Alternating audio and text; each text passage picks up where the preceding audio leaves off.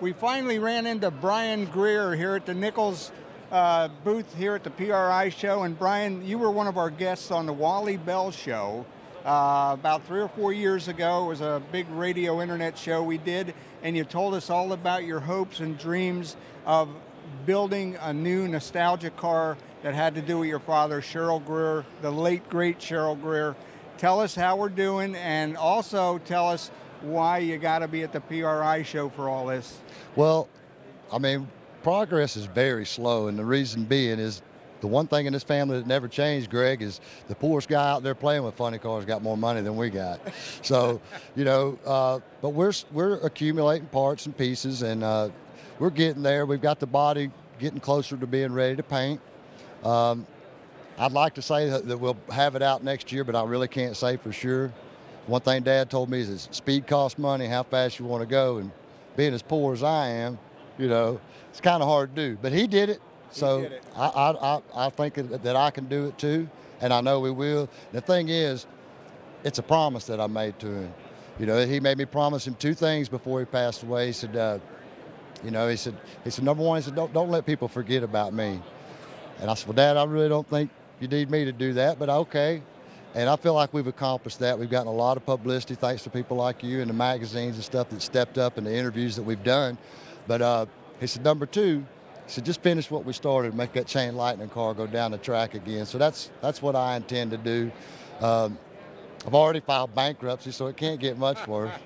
Well, Brian, I'll tell you, when I first saw your father compete, and you remember the tension cars, they were beautiful cars. You couldn't miss those cars. And then, of course, Cheryl, your dad, winning the 1974 Nitro Funny Car NHRA World Championship with third-degree burns on his hands, third-degree burns on his face. He suffered a qualifying explosion that would have put many guys out for months. And somehow or other, everybody got together. They put that car back together. Your dad signed himself out of the hospital. He had to stay ahead of Don Perdome 1 round, and lo and behold, the World Championship came to the Cheryl Greer family. Well, there's only one explanation for that to me, and that's God. Those guys that stepped up to help Dad. Al Hanna, Paul Smith. We had Don Gatliff that had worked for Dad for years, was there. Rosie. Gordy Bond and all. There's so many people, but they had nothing to gain by doing that.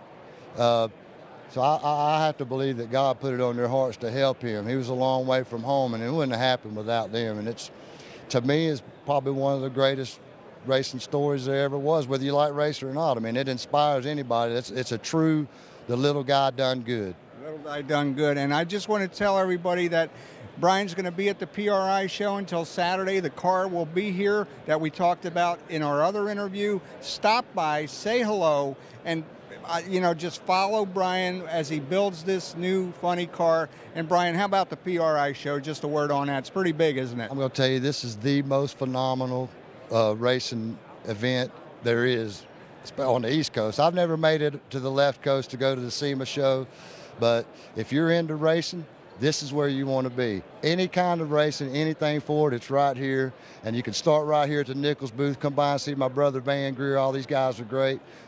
Get you the parts you need. If they can't find them, they'll get them for you. Thank you much, Brian, and God bless you, man. Thank you, Greg. All right.